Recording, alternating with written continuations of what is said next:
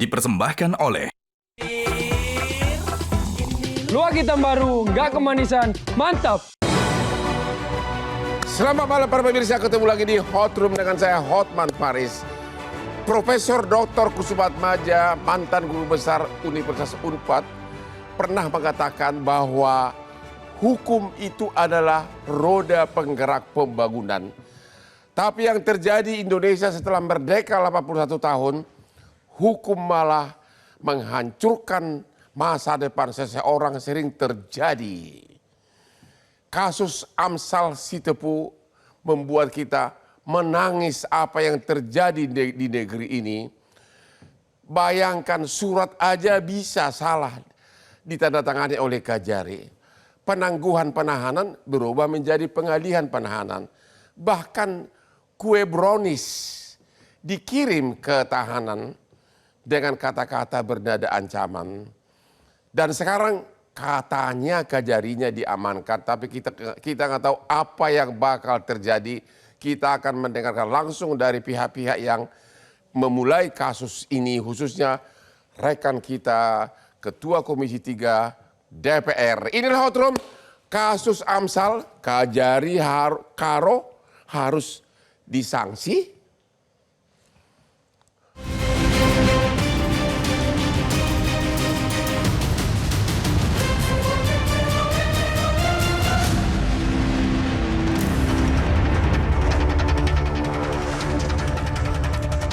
Kejaksaan Agung Republik Indonesia mengambil langkah tegas dengan menarik Kepala Kejaksaan Negeri Karo dan K. Rajaguguk ke Jakarta.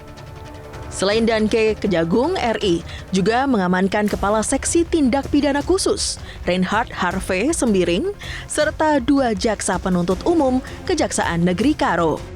Langkah ini diambil menyusul polemik penanganan kasus dugaan korupsi yang menjerat videografer Amsal Christy Sitepu. Diketahui, Amsal sempat dituntut 2 tahun penjara, namun akhirnya divonis bebas oleh majelis hakim. Kepala Pusat Penerangan Hukum Kejagung Anang Supriyatna mengatakan hingga saat ini belum ada hasil dari proses klarifikasi 4 aparat penegak hukum tersebut. Selain itu, pemeriksaan internal ini dilakukan oleh tim Kejagung untuk mengklarifikasi dugaan pelanggaran etik, termasuk untuk mengetahui duduk perkara secara menyeluruh dalam proses penuntutan yang dilakukan pada kasus Amsal. Lalu apakah pemeriksaan ini akan membuat kasus yang ditangani Kejari Karo menjadi tertunda? Dan apakah pemeriksaan ini juga akan menimbulkan keraguan terhadap penegakan hukum di Kabupaten Karo?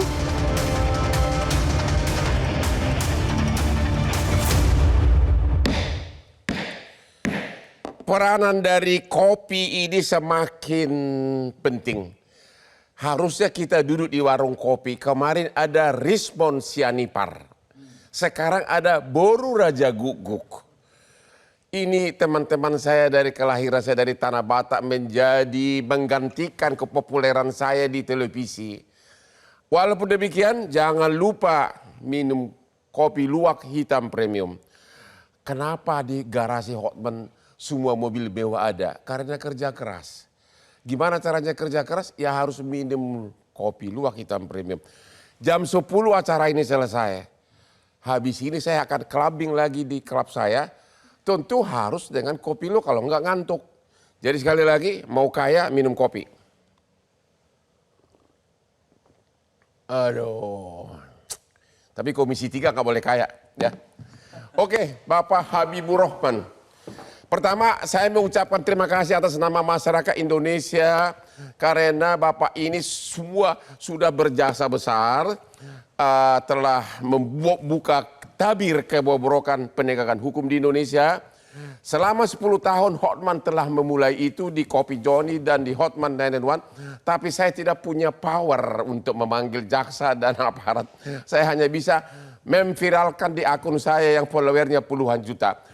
Bapak Komisi 3, Bapak Habibur Rahman, tolong dulu di uraian singkat apa kesalahan dari Kajari ini. Dan apa perkembangan terakhir kasus ini? Katanya diamankan. Diamankan maksudnya ditahan atau apa? Silakan. Ya, pertama saya harus jujur dulu Bang Hotman ya, apa yang dilakukan Komisi 3 belakangan ini RDPU dan lain sebagainya itu terinspirasi dari kopi Joninya Hotman Paris Hutapea. Nah, ini harus jelas, Bang. Ya. Cuma memang kita ada kelebihan, kita mempunyai kewenangan pengawasan ya sebagaimana diatur di pasal 20A konstitusi kita. DPR memiliki kewenangan untuk melakukan pengawasan. Nah, ini yang kita maksimalkan. Mumpung kita masih punya palu ya, kita pengen ketukan palu kita itu berharga untuk rakyat, bisa membuat rakyat kecil Bravo tersenyum. untuk Komisi 3 DPR. Jadi perintah Pak Prabowo itu ketika menugaskan saya ya lewat Pak Dasko untuk jadi ketua Komisi 3 adalah membuat rakyat kecil bisa tersenyum dan mendapatkan keadilan. Oke, nah soal kasus ini Pak Hotman, kasus ini kan menarik perhatian masyarakat. Kenapa? Karena dirasa sangat tidak adil ya.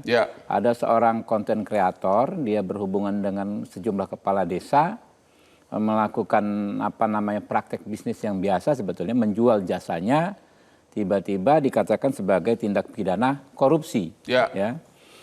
Logika orang awam aja sulit memahaminya. Ya. Nah, bagaimana jual beli jasa seperti itu disebut korupsi. Ya, lalu ada hal-hal yang juga menggelitik seperti misalnya penggunaan bahasa Inggris disebut sebagai salah satu cara trik untuk menipu kepala desa. Padahal kan kita tahu kan penggunaan bahasa Inggris di dalam industri kreatif itu memang hal yang wajar. Kayak kita ini pakai clip on ini. Ini bahasa Indonesianya kalau diterjemahin susah Pak. Clip on itu apa? Atau teleprompter. Itu kan di industri kreatif ya, Pak Hotman ya. Banyak sekali slideshow macam-macam ya, yang seperti itu kok dikatakan sebagai salah satu pointer untuk memuluskan tindak pidana korupsi. Yang paling membingungkan adalah bagaimana ada beberapa pekerjaan jasa di bidang videografi ya dinilai nol. Seperti editing, kemudian dubbing dan lain sebagainya. Sehingga Komisi 3 kan harus mendengar masyarakat. Saya kebetulan pagi-pagi buka media sosial banyak sekali DM kita kan maupun berseliweran begitu. Kita tindak lanjuti, awalnya kami ini membatasi diri ya, tidak memanggil pihak Kejaksaan Negeri Karo karena ingin menjaga juga Pak. Siapa tahu dengan seruan ya kan ya bisa memperbaiki diri ya. Sebab kalau orang dipanggil di Komisi 3 itu kan rasanya seperti diadili Pak. Karena dibalik orang-orang ya aparat penegak hukum yang kita panggil, kita cecar, kadang-kadang berkata keras anggota DPR itu kan ada keluarganya, ada suami, ada istri. Kami menjaga betul martabat orang-orang tersebut jangan sampai merasa dipermalukan. Awalnya kami hanya menyerukan penangguhan penahanan dan vonis bebas. Itu sikap Komisi 3 tanpa pihak Kejari Karo, Pak. Ya, kalau bisa diikuti ya. Nah, lalu keluarlah namanya penetapan penangguhan penahanan oleh Majelis Hakim. Kebetulan senior saya Pak Hinca Panjaitan ada di sana dan beliau kan dapil sana.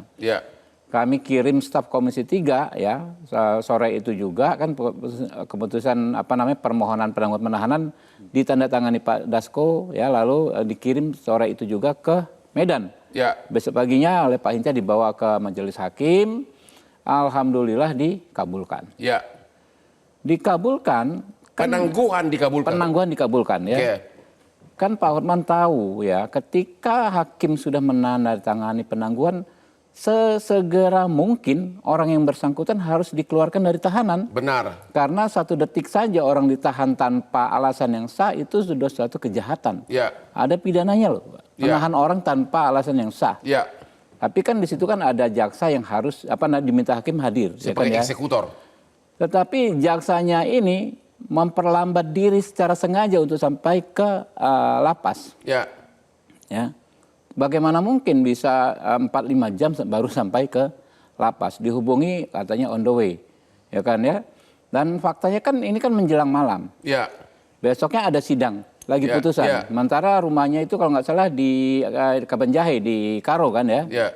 Dia kan harus pulang dulu. Namanya orang Karo katanya kalau dia dapat sesuatu harus pulang ke ibunya harus bersujud ya kan untuk besok kembali sidang. Waktunya kan makin sore, takutnya nggak keburu untuk waktu sidang besoknya. Oke. Nah, jaksa yang tidak menjalankan tidak menjalankan perintah hakim untuk mengeksekusi pengeluaran penahanan Amsal Sitepu seolah kebakaran jenggot. Membuat surat yang sangat provokatif dan mengadu domba. Isinya ya kan ya tidak bisa melaksanakan karena terdakwa keluar. Padahal dia datangnya memang telatnya sekian jam. Ditunggu ya dari perjalanan dari Medan ke mana ke Kabanjaya itu kan Brastagi segala macam. Tunggulah, kami ditunggu nih oleh si ini untuk oleh si Amsal ini dan orang yang mendampingi. Nggak datang juga. Mereka membuat surat dan mengedarkan surat yang sangat memprovokasi dan mengadu domba itu. Isinya melaporkan lapas ke inspektorat. Tapi dengan judul yang dibelokkan, bukan penangguhan penahanan, tetapi pengalihan penahanan. Semua orang hukum tahu itu dua hal yang sangat berbeda. Tetap ditahan, cuma dialihkan. Gitu. Kalau dialihkan itu Pak, artinya kan menjadi tahanan rumah, dia nggak bisa ke Jakarta misalnya. Untuk RDPU. Ya kan, dia nggak bisa keluar kota Medan kalau dia dari tahanan kota, ya kan, atau tahanan rumah, bahkan lebih sempit lagi dia nggak bisa keluar rumah. Itu dua hal yang sangat berbeda. Dalam konteks kualitas kebebasan juga berbeda. Karena itulah kami menggelar namanya rapat dengar pendapat umum ya. Nah, tapi sebelum rapat dengar pendapat umum, keesokan harinya, alhamdulillah Majelis Hakim membuat putusan bebas terhadap Amsal ini. Kami datang, ya kami undang, ya baru ya mau nggak mau. Walaupun kami menghindari sekali RDPU menghadirkan pihak kejaksaan, ya situasinya mengharuskan begitu. Karena masyarakat kan juga mendesak kami. Dibuka dong secara jelas masalahnya seperti apa. Ya kan ya. Nah, semakin hadir ya semakin terbuka lah. Ya kan, beliau sendiri mengakui bahwa suratnya salah ketik. Saya Pak Hotman pernah nggak mengalami hal seperti itu? Salah ketik dalam satu putusan eksekusi putusan hakim. Iya kan? Saya pikir nggak pernah lah. Itu pemalsuan atau apa? Pidana dong? Makanya, pernah nggak seperti itu? Jadi, karena dua hal yang berbeda itu Pak Hotman, di perihal surat loh. Perihal surat itu kan di bagian atas. Berapa level orang mulai yang ngetik, kemudian kasih pitsus, ya kan ya, Kajari yang membaca dokumen tersebut. Masa 3 orang, tiga pihak ya, setidaknya ada 3 orang yang membacanya, bisa semuanya lolos gitu kan ya. Apakah ini disengaja? Makanya saya tanya gitu kan ya. Tidak dikatakan salah ketik, tapi salah ketik misalnya 10 tahun menjadi 100 tahun itu kan 10 kali lipat. Jadi tolong disimpulkan, ini sudah tergolong tindak pidana nggak oleh oknum kejaksaan? Jadi pasal 23 ayat 7 KUHP. Itu apa? Bahwa penyelidik yang melakukan pelanggaran kewenangan bisa dituntut secara etik, administrasi maupun pidana. Jadi oknum Kajarinya bisa diproses secara pidana, begitu kan? Tapi kita lihat apakah benar dia sengaja melakukannya. Nanti kita perdalam. Oke, kita ketemu lagi di Hot Room.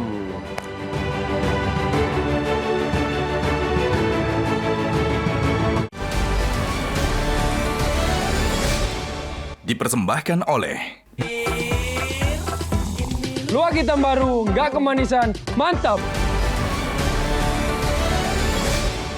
Dipersembahkan oleh Luak hitam baru, nggak kemanisan, mantap. Kasus Amsal Sitepu, apakah oknum jaksanya bisa dipidana atau hanya sanksi kode etik? Sudah hadir di sini Profesor Pujiono Suwandi, Ketua Komisi Kejaksaan RI. Halo Pak Pujiono, menurut Bapak pantasnya oknum Kajari Karo ini dipidana atau hanya sanksi kode etik? Apa sikap dari Komisi Kejaksaan RI? Silakan. Ya, pertama begini, kita bersyukur ya banyak yang mengawasi kasus ini, termasuk keterlibatan Komisi 3. Ini bagian dari fungsi pengawasan yang dilakukan oleh Komisi 3.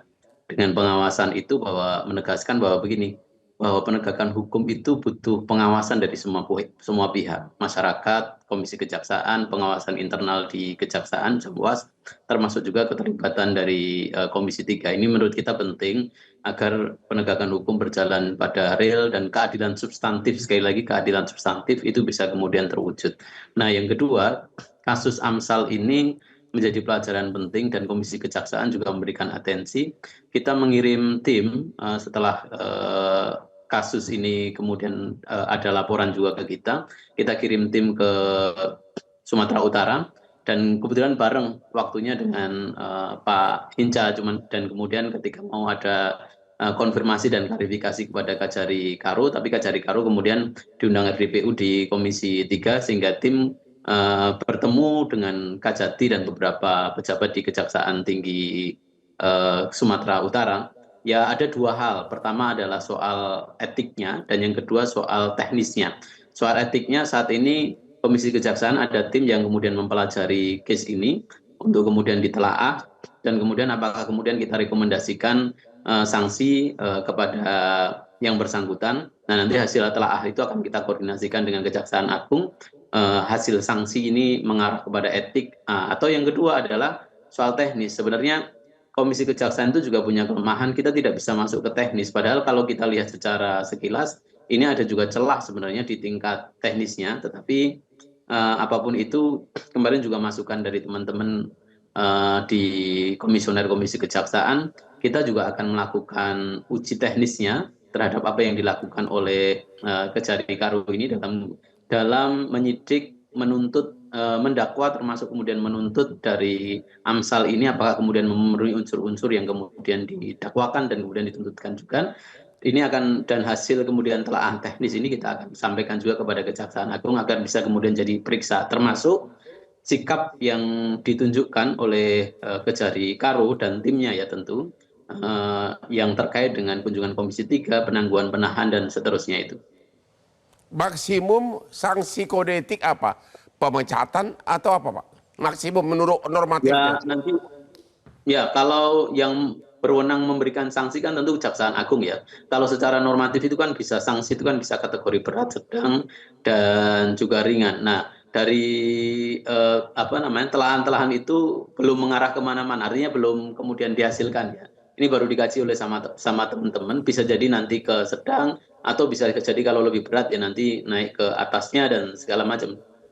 Perkembangan terakhir pemeriksaan Kejaksaan Agung bagaimana, Pak? Belum ada? Teman-teman juga koordinasi dengan teman-teman di Kejaksaan Agung. Saat ini hasil dari teman-teman di Kejaksaan Agung juga belum muncul dan pasti Pak Jaksa Agung juga punya komitmen yang bagus ya. Artinya sejak case ini mencuat, beliau juga ingin melakukan eksaminasi teknis. Terus yang kedua juga segera memerintahkan kepada Jamwas, termasuk juga meminta Komisi Kejaksaan untuk bersinergi dalam memberikan pengawasan terhadap case ini. Jadi kita sambut positif saja bahwa komitmen dari Kejaksaan Agung sangat bagus. Di media ditulis Kajari Karo diamankan. Apa arti diamankan itu? Kalau di kepolisian kan propam bisa nahan. Apa di Kejaksaan bisa ditahan? Ya, kan kalau kemudian kan ini kalau yang nanganin PAM SDO ya, ini kan kecenderungannya diamankan itu karena seseorang itu melakukan kesalahan sehingga kemudian ditarik untuk kemudian dimintai klarifikasi, dimintai keterangan segala macam di proses di kejaksaan. Baik itu nanti hasil dari PAM SDO itu apakah kemudian diarahkan ke WAS, yang WAS itu nanti ujungnya adalah soal sanksi etik tadi. Nah, ataukah kemudian ini bisa mengarah pada sanksi-sanksi pidana sebagaimana disebut Bang Habib tadi. Terima kasih Komisi Kejaksaan. Gimana nih Pak Jamin Ginting sebagai profesor hukum pidana, apa komentar Bapak? Ya, pertama kalau mengenai sanksi di KUHP memang sudah diatur dengan jelas tadi bahwasanya apakah dia penyidik tadi disebutkan bisa dipidana, kode bisa etik, dipidana? Bisa dong. Nah ini kan kaitan dengan perbuatan apa yang bisa dipidana dari dalam kasus Kajari Karo ini? Nah, contohnya apa? Contoh, saya kasih, salah ketik surat? Oh bukan, apa? Bukan salah ketik surat. Kan ada perintah penetapan hakim ya, untuk mengeluarkan dengan segera. Ya. Dalam penetapan itu kan sudah jelas bahwasannya penangguhan penahanan Harusnya dikeluarin dari tahanan. Tapi dia tidak melaksanakan, bahkan merintangi untuk melakukan penetapan tersebut. Apa itu obstruction of justice? Nah, kita baca di pasal 280 ayat 1 huruf A, tidak mematuhi perintah pengadilan yang dikeluarkan untuk kepentingan proses peradilan. Sanksi hukumnya berapa tahun? Nah, ini memang sanksi hukumnya dipidana dengan pidana denda paling banyak kategori 2. Tapi itu kan konteks pidana. Iya. Ada pidananya. Jadi nggak bisa masuk penjara? Ya nggak bisa, karena kategorinya 2. Kan ketentuannya sudah diatur sedemikian. Kirain agar merasakan sama seperti Amsal si tepu digigit nyamuk sama kecoa di penjara. Ya, dalam konteks ini kan aturannya begitu. Jadi begitu. Dia ini menghalang-halangi untuk melaksanakan perintah penetapan tadi. Dengan tadi ibarat kata Pak Habibur Rahman dibilang salah ketik kan begitu kan. Padahal nggak ada salah, ada jelas perintahnya. Seorang tahu penangguhan sama pengalihan jelas berbeda. Sangat jelas berbeda, apalagi dia seorang kajari yang pasti udah hafal benar bagaimana pengalihannya itu. Sebagai profesor hukum, rekomendasi apa ada? Apa sah? Pemecatan atau gimana? Ya, jadi dengan melihat ini sudah menggelegar seluruh Indonesia. Ya, kita berdasarkan fakta aja. Artinya fakta hukum apa? Sudah kan, sudah jelas faktanya. Bukan, maksudnya pemeriksaan terhadap fakta hukum, apakah itu pelanggaran etik, pelanggaran administrasi, atau pelanggaran pidana. Menurut Bapak? Semuanya ada dimungkinkan bisa. Jadi kemungkinan dipecat bisa? Bisa saja. Bisa saja. Karena tidak melaksanakan, karena nggak ada pidana. Setiap pegawai negeri yang kena kasus pidana, dengan walaupun pidananya cuma 1 hari, pecat. Komisi 3 DPR akan rekomendasikan dipecat nggak? Kira-kira? Ya, rekomendasi Komisi 3 sudah. Kami sampaikan meminta Jamwas ya untuk melakukan evaluasi secara menyeluruh. Ya, tapi masih terlalu konkretnya belum ada. Emang seperti itu yang sudah ada ya. Intinya kira-kira setuju nggak kalau dipecat? Mendukung nggak? Ya, kita juga perlu melihat ya. Jadi gini, kita ini kan fair ke kanan maupun ke kiri ya. Terhadap orang yang dituduh melakukan pidana fair, terhadap aparat negara yang dituduh melakukan pidana kita fair. Hukum pidana kita nih Pak ya di Pak Hotman ya, perkembangan terakhir ya di yang baru pasal 53 pasal 36 mengatur ya setiap orang hanya dapat dimintai pertanggungjawaban pidana atas tindak pidana yang dilakukan dengan kesengajaan. Jadi pemenuhan unsur kesengajaan ini sekarang di KUHP yang baru, di KUHP yang baru itu super penting dan itu diutamakan. Nah, makanya harus didalami. Menurut Bapak? Untuk mendalami kesengajaan itu harus dipahami konteksnya. Sebagai sarjana hukum. Saya nggak bisa. Kalau penangguhan ditulis pengalihan itu bukan betul. Bukan kelalaian lagi. Jadi kalau typo itu kan penangguhan misalnya ya.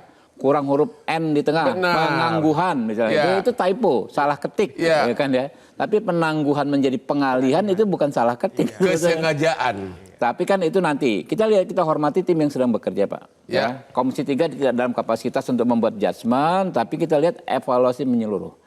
Kami akan menilai nanti Pak Hotman, hasil evaluasi menyeluruhnya ini apakah memang bisa dipertanggungjawabkan atau tidak. Nah ini yang akan kami nilai nantinya. Terima kasih kepada masyarakat juga disarankan agar kasih saran kepada jaksa pengawas dan juga jaksa agung dan juga Komisi 3. Sanksi yang paling tepat apa kalau putusan majelis hakim disebut penangguhan tapi ditulis pengalihan.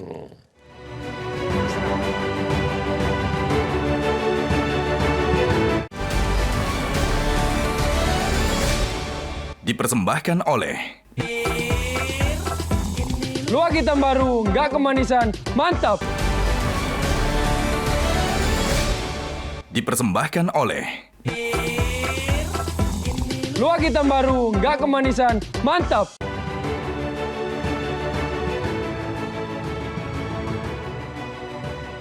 Hotroom, Hotman tidak bosan-bosannya menyarankan kepada putra-putri di rumah, usahakanlah agar bapak ibu kamu yang sudah umur 50 tahun ke atas rutin minum kopi, khususnya kopi kesayangan Hotman, kopi luwak hitam premium. Karena apa? Kalau sampai nanti penyakit lupa ingatan, bayangkan sakitnya kalau orang tua kamu tidak kenal kamu lagi. Sudah banyak contoh kasus. Dan secara medis penelitian Sering minum kopi adalah salah satu cara mencegah daya ingat. Mencegah lupa daya ingat. Ya, jadi selalulah kopi luwak hitam premium. Lihat Hotman Paris 43 tahun sebagai pengacara. Nama aspri saya sudah hampir 700. Ingat saya semuanya, belum lagi kecantikannya. Kopi luwak hitam premium. Pak Trubus, gimana rasanya pandangan Anda? Orang sudah ditahan tapi ternyata tidak berbuat. Kemudian apakah nama baiknya, pemulihan nama baiknya bisa terjadi atau bagaimana? Iya, kalau dalam konteks kebijakan publik sebenarnya itu bisa pemulihan nama baik. Akan tetapi kan persoalannya publik itu sebenarnya yang dituntut kan persoalan transparansi biasanya begitu. Keterbukaan seperti apa prosesnya. Jangan kemudian selalu lempar ini yang satu berpendapat begini, akhirnya tidak ada ujung pangkalnya, dalam arti kemudian publik melihat seperti ada drama di dalam diskusi itu. Yang kedua, memang publik juga melihat ada perlunya akuntabilitas. Siapa yang bertanggung jawab di situ? Itu kan. Jadi tadi ada surat yang mengatakan satu dari pengalihan, yang satu dekat penahanan. Ini kan sesuatu harus ada yang bertanggung jawab. Publik tahu kok, logika publik jelas bahwa itu ada kesengajaan. Kenapa kemudian itu tidak ada satu kepastian? Kan publik kan menuntutkan seperti itu. Jadi sebaiknya korban ketidakadilan ini harusnya berhak mendapatkan apa, Pak? Uang negara tidak ada ganti rugi. Nggak cukup uang, Pak. Harga minyak lagi naik, Pak. Iya, memang mereka tetap dapat haknya karena memang publik itu bagian dari dari proses itu sendiri, sebagaimana dia ia berpikir saya sebagai warga negara harus punya bukan hanya kewajiban, tapi juga punya hak, begitu. Jadi itu yang harus ditegaskan. Yang kedua, ada pemikiran bagaimana kemudian agar hak-hak itu merasa tidak diabaikan, ada perilaku diskriminatif. Ini kan kesan diskriminatif kan tinggi. Kenapa terhadap AMSAL mereka ditahan, tapi kepada butuh jaksanya sampai hari ini tidak ada penjelasan seperti apa. Jadi menurut Bapak sebaiknya Kajarinya ini dan Oknum Jasa segera juga ditindak, jangan lama-lama begitu? Iya, jangan lama-lama karena publik menghendaki segera ada istilahnya itu penindakan kepada yang bersangkutan. Menurut Bapak masih sudah tepat nggak oknum seperti ini? Jangan ada lagi di bumi penegakan hukum. Pecat begitu? Iya, harusnya dipecat, selesai. Jadi begitu, supaya supaya nanti tidak ada istilahnya meniru lagi. Di kemudian hari akan ada persoalan-persoalan yang sama. Nah, efek jerak itu kan pengertian publik adalah jangan sampai terulang. Nah, kalau ini nanti dibiarkan terus jadi drama gitu, putar-putar seperti itu, yang terjadi seperti apa? Kemudian itu ada muncul bahwa orang yang punya kekuasaan, orang yang punya kewenangan karena dia jaksa kan punya akses dan segalanya, berarti dia adalah orang yang kebal hukum. Sementara orang yang istilahnya AMSAL ini sebagai warga biasa diperlakukan sebagai orang yang mudah sekali. Dan apakah Bapak ngakui bahwa AMSAL ini baru satu titik kecil dari malpraktek hukum di negeri ini? Iya, karena hanya satu kebetulan viral. Kemudian viral, tapi sebenarnya itu kan fenomena gunung es. Fenomena gunung es. Selama ini publik melihat seperti itu. Ada persoalan-persoalan yang masih banyak di dalam publik, di mana kemudian ketika penegakan hukum itu kan kalau teorinya Lawrence Friedman kan ada persoalan struktur sama budaya hukum, selain ada substansi di situ. Komisi Kejaksaan, kalau Pak Komisi Kejaksaan, kalau dipecat, apakah Komisi Kejaksaan akan mendukung? Ya, kalau memang dari hasil pemeriksaan mengarah demikian, ya nggak ada masalah. Kita dukung-dukung saja. Hanya kan memang kita juga sama dengan kasus AMSAL, kita harus dudukkan dengan posisi yang tepat. Untuk yang Kajari ini juga kita harus dudukkan pada posisi yang tepat. Nanti dari hasil pemeriksaan itu akan mengarah kemana? Nah, apakah mengarah ke pemecatan, apakah mengarah ke yang lainnya? Nah, itu nanti hasil seperti apa kita akan dukung. Kesalahannya kan sudah gamblang dan nyata. Kenapa Bapak belum berani mengatakan pecat ini kan tugas Bapak? Ya tentu kan dasarnya tetap hasil pemeriksaan ya Bang. Kalau secara pribadi kan tentu karena saya mewakili Komisi Kejaksaan kan tidak bisa kemudian menyatakan, oh saya dukung, setuju, pecat. Gitu. Beda dengan Pak Trubus. Pak Trubus kan mewakili secara pribadi. Tapi kalau konteksnya kemudian Komisi Kejaksaan tentu harus ada proses pemeriksaan dan segala macam. Nah, kalau hasilnya mengarah kepada pemecatan, kenapa tidak? Kalau hasilnya kemudian berkata yang lain, tentu kan misalnya nih sebagai contoh, ternyata kemudian ada, taruhlah misalnya ada fakta-fakta lain yang kemudian yang selama ini belum terungkap ke publik akhirnya terungkap. Nah itu mungkin fakta itu bisa kemudian memberatkan atau kemudian fakta itu bisa meringankan. Kalau faktanya mengarah kepada yang memberatkan, tentu mendukung kepada pemecatan. Tapi kalau faktanya kemudian mengarah kepada yang meringankan, tentu sanksi yang lain bisa jadikan demikian. Tentu sekali lagi berdasarkan nanti pemeriksaan yang dilakukan mengarahnya kemana kita dukung. Kalau mengarahnya kepada pemecatan kita dukung saja. Terima kasih Pak Komisi Kejaksaan. Pak, ada satu yang mengganjal. Komisi 3 sekarang populer dengan RDP ya, dengan pendapat RDPU ya. Oke, tapi ada satu Pak yang di akun saya itu jutaan komen. Yes. Kasus Pandi, ABK kapal yang dituntut hukuman mati. Sudah datang ke Bapak minta maaf. Jaksanya datang. Tapi pulang-pulang malah dia banding. Artinya tuntutan mati tetap hidup. Kok jaksanya nggak dipanggil lagi Pak? Ya, kita tetap akan kembali melakukan evaluasi atas pelaksanaan keputusan-keputusan RDPU yang sudah kita keluarkan. Dia membangkang atau apa itu namanya? Menurut apapun, Bapak ya, nanti akan kita sampaikan pada RDPU berikutnya ya, kita panggil pihak-pihak yang terkait. Jadi kalau di level tersebut memang tidak melaksanakan, kita panggil atasannya nanti. Jadi kita akan panggil atasannya, kita pertanyakan bagaimana keputusan Komisi 3 yang harusnya dilaksanakan tapi tidak dilaksanakan. Oke, kembali kepada Amsal Sitebu. Apalagi Bapak yang mau jadi gini, jelaskan kepada publik di sini? Pak Hotman ya, kata Pak Hotman tadi kan Komisi 3 kali ini banyak sekali menggelar RDPU dan lain sebagainya. Ini soal fenomena gunung es. Betul, ini fenomena gunung es. Karena itu kami melakukan 2 pendekatan ya dalam bagaimana memastikan rakyat kecil ini mendapatkan keadilan. Yang pertama sudah kami lakukan yaitu membentuk KUHP dan KUHAP baru. Kita tahu ada nilai-nilai yang sangat reformis di dalamnya ya kan. Pengacara berhak mendampingi saksi. Peralihan dari keadilan restitutif ke keadilan substantif ya kan ya. Bagaimana bahkan ini lebih maju daripada konstitusi karena kita mengedepankan keadilan daripada sekedar kepastian hukum. Kalau 28D ya cita hukum kita itu kan kepastian hukum yang adil itu equal. Adil pasti equal. Tapi di kita ya di pasal 36 ya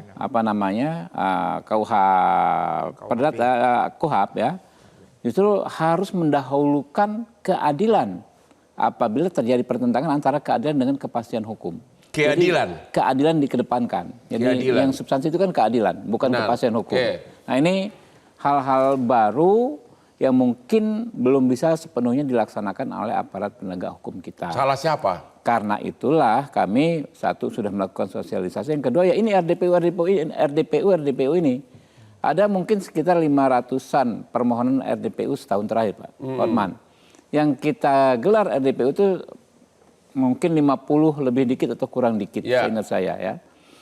Sebagian besar lainnya itu bisa selesai dengan kita berkoordinasi. Ya, kita telepon ke satuan kerja terkait, ini ada persoalan begini, bagaimana? Siap Pak, kami selesaikan. Ya kan? Ini ada begini gimana? Siap Pak, kami selesaikan.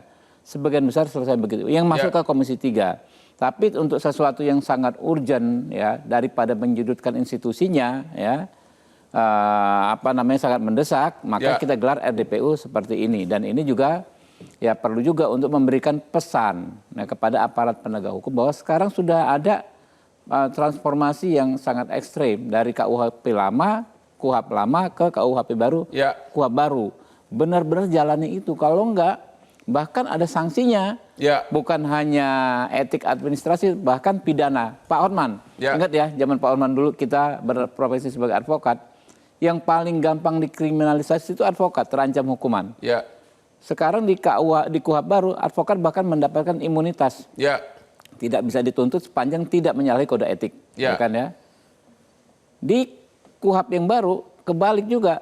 Dulunya penegak hukum bebas, ya bukan nih kalau telah melakukan kesalahan nggak ada sanksinya. Sekarang terancam sanksi, etik, administrasi, bahkan pidana. Sama aja. Dia menahan orang tanpa hak sama aja merampas kemerdekaan. Cari pasalnya di KUHP. Ya kan ya, merampas kemerdekaan pasal apa? Dia melakukan pemalsuan surat misalnya ya. Cari ada pasalnya di KUHP. Nah, ini semua bisa diterapkan, makanya haruslah berhati-hati. Harus mawas diri. Para penegak hukum kita ini sekarang mengedepankan profesionalisme. Terima kasih kepada Komisi 3 DPR. Kita break dulu.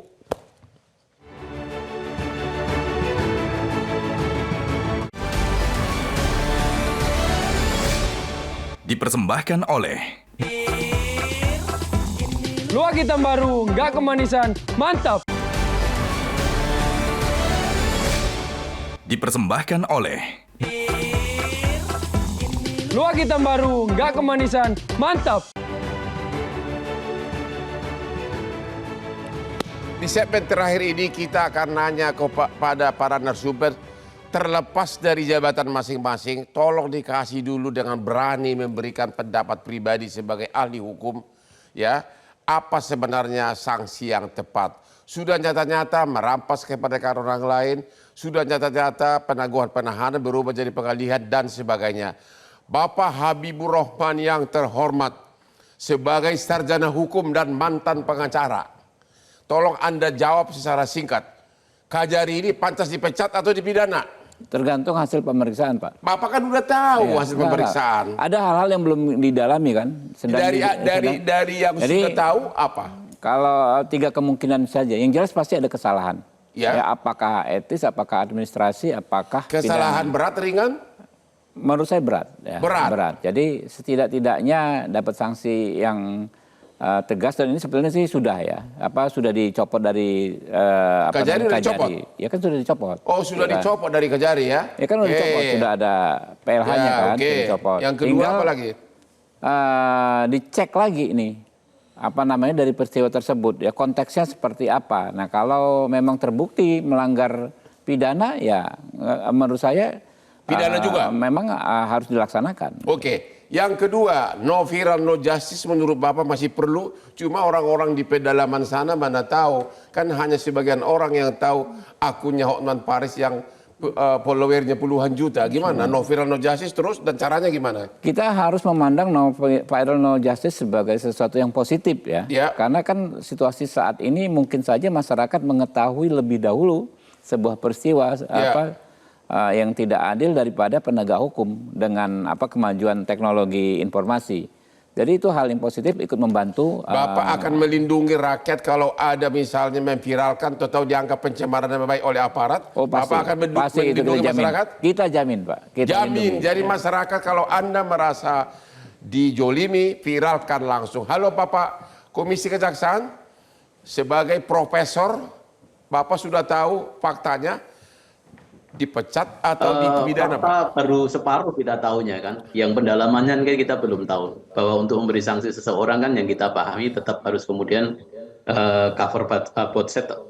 Jadi ya berdasarkan fakta-fakta yang sekarang ini cenderung kemudian menyalahkan Kajari, termasuk juga jaksa. Nah, terus kemudian kan dia juga punya hak untuk melakukan pembelaan diri dan mungkin fakta-fakta yang belum terungkap. Nah, hasil dari situ nanti ini mengarah ke mana akan kita ketahui. Nah, kalau kita lihat sudah diambil. Bagaimana saran Bapak dengan konsep no viral, no justice ini akan terus, dan Bapak akan juga melindungi rakyat yang memviralkan, tidak dituduh pencemaran nama baik? Ya, dengan kewenangan penegak hukum yang cukup besar, saya pikir no viral, no justice masih tetap penting di Indonesia. Dan no viral, no justice, memang ada masyarakat yang memiliki akses untuk memviralkan, ada yang tidak. Ini justru kemudian menjadi pelajaran penting bagi APH, aparat penegak hukum, khususnya jaksa-jaksa yang ada di daerah-daerah, ketika menangani kasus harus memiliki kehati-hatian yang ekstra. Apakah kemudian seseorang itu layak untuk kemudian dibawa ke pengadilan, layak untuk kemudian ditahan, layak untuk dilakukan upaya-upaya paksa yang lain. Inilah yang saya alami tiap pagi, ratusan masyarakat tiap pagi setiap saya bangun yang memenuhi akun saya mengadu seolah-olah saya jaksa agung. Pak Trubus, no viral, no justice itu mutlak atau ditingkatkan, harus berani masyarakat? Ya, masyarakat memang harus berani. Karena apa? Ini persoalannya sebenarnya masalah trust publik. Ya, kalau trust publiknya merasa dikecewakan atau merasa diabaikan, Ya. itu munculnya adalah apa? Munculnya keresahan. Ya. Nah itu, kalau keresahan nanti berujung kepada konflik. Jadi sebaiknya masyarakat langsung bikin video. Halo Bapak Habibur Rahman Komisi 3, saya sudah ditahan, saya sudah dikirim brownies. Ya boleh saja. Sah saja kan masyarakat menyampaikan aspirasinya. Tapi ingat ya, tidak seperti Pak Komjak tadi bahwa memang ada namanya legitimasi kewenangan. Ya. Tapi masyarakat itu lebih cerdas loh, lebih pinter sebenarnya. Cuman masyarakat kan seringkali dihadapkan oleh handicap apa itu namanya kewenangan. Dia hanya sampai menyampaikan saja. Ya. Karena di negara kita segala sesuatu ada institusinya yang berwenang. Tetapi kan sebenarnya masyarakat itu tahu ini mana yang salah, mana yang bikin surat itu tahu. Terima Coba aja kasih di publik Pak seperti Jamin itu. Ginting, Ya. saran terakhir dari Profesor Hukum Pidana Pak. Ya, pertama aparat penegak hukum harus merubah paradigma. Paradigma apa yang dirubah? Pertama, paradigma dia ini adalah penegak hukum yang tidak kebal dengan hukum itu sendiri. Kenapa saya bilang? Karena sekarang berpikir mereka itu konsepnya penegak hukum kan modelnya kriminal kontrol model. Jadi sanksi, gitu. sanksi yang tepat apa yang gini kasus ini? Itu dulu. Ya, kalau sanksi yang tepat, saya pilih harusnya sesuai dengan fakta dan bukti yang ada. Yaitu apa? Ya, fakta dan bukti yang ada tadi kan sudah disampaikan. Sanksinya apa? Ya, sanksinya bisa administrasi. Enggak, saya nggak mau hanya dengan administrasi. Oh, nggak mau administrasi. Pecat atau pidana, itu loh Pak. Kalau sanksi etik juga bisa pemecatan, Bang. Sanksi pidana juga bisa pemecatan. Tapi sebagai seorang profesor, sudah menganalisa unsur perbuatan, sudah tahu kasus ini, kesimpulannya apa? Amar putusan apa? Ya, berdasarkan pertimbangan di atas, maka kami memutuskan diserahkan kepada pemeriksa untuk memutuskan itu. Tapi saran kita, kalau Bapak nggak berani begini, gimana bisa masyarakat berani? Maksudnya untuk membuat supaya sanksinya apa? Entar dulu Bang, untuk membuat ini sebagai efek cerah bagi para penegak hukum yang nakal dan oknum nakal, maka sanksi terberat diberikan kepada mereka. Yaitu sanksi terberat berdasarkan pemeriksaan juga. Yaitu ya secara pribadi kalau memang terbukti bisa dipecat. Kalau secara pribadi bisa dipecat kata Pak Jamin Ginting, Profesor Hukum Pidana. Berdasarkan buktinya. Kan? Saya belum puas sebelum dengar dari sebagai tuan rumah kasus ini Komisi 3. Pak Habibur Rahman, tolong dulu. Secara substansi Bapak udah tahu. Saya yakin sudah nggak ada lagi fakta baru. Pecat atau pidana, tolong dong Pak. Ini rakyat menunggu nih. Bapak sudah jadi pahlawan, ya agar lengkap kepahlawanannya. Gimana Pak? Ya, jadi yang pertama jelas Alhamdulillah Amsal Sitepu sudah mendapatkan kebebasan. Terima kasih Komisi 3. Kita akan kawal terus sampai inkrah benar-benar ya beliau mendapatkan kebebasan dan pemulihan nama baik dan lain sebagainya. Oke, terhadap aparat yang melakukan kesalahan ya ada berapa orang ya, ada Kajari, ada beberapa stafnya dan lain sebagainya. Kita kan harus cek dulu perannya masing-masing seperti apa. Dari keempat Kajarinya aja dulu, Kajarinya. Makanya itu kan tergantung hasil pemeriksaan, Pak. Tetap harus tergantung hasil pemeriksaan. Kalau terbukti melakukan pidana ya dipidana. Kalau terbukti melakukan kesalahan administrasi yang dihukum administrasi. Kalau terbukti melanggar etik ya dihukum dari etik. segi perbuatan keputusan majelis hakim penahanan ditangguhkan tapi diketik pengalihan itu pidana tau nggak? Ya nanti dinilai. Ya. Pidana nggak itu Pak Jamin Ginting? Putusan majelis hakim menyatakan penangguhan penahanan tapi diketik pengalihan. Itu kan saya katakan ada pasal merintangi proses perintah pengadilan. Kan tadi saya katakan merintangi tapi sanksinya cuma kategori 2 Bang. Enggak, pemalsuan tadi. Pemalsuan yang putusan majelis hakim itu pemalsuan bukan? Itu kan dia suratnya dari dia sendiri, masa kan dia memalsukan suratnya sendiri. Isinya? Isinya berdasarkan kewenangan dia salah. Jadi secara hukum pidana tidak ada pidana masuk penjara nggak bisa ya? Nggak ada sanksinya?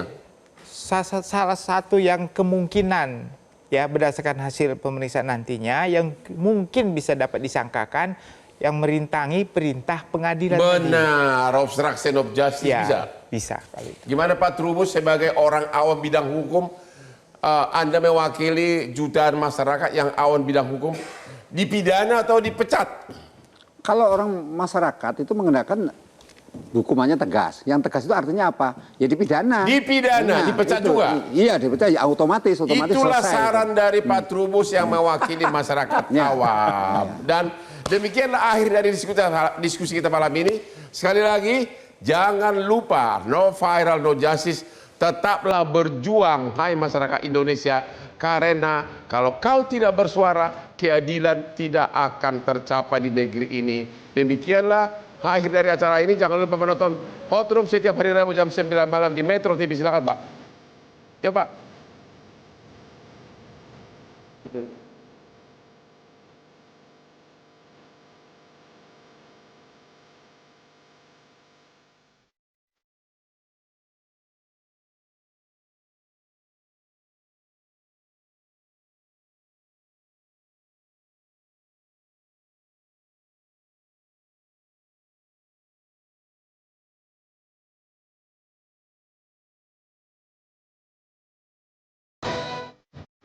Metro TV.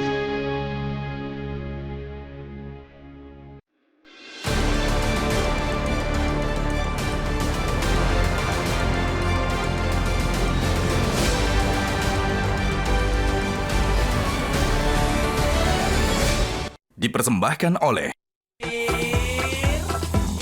Luak hitam baru, nggak kemanisan, mantap. Jelajahi cara baru mendapatkan informasi. Download Metro TV Extend sekarang.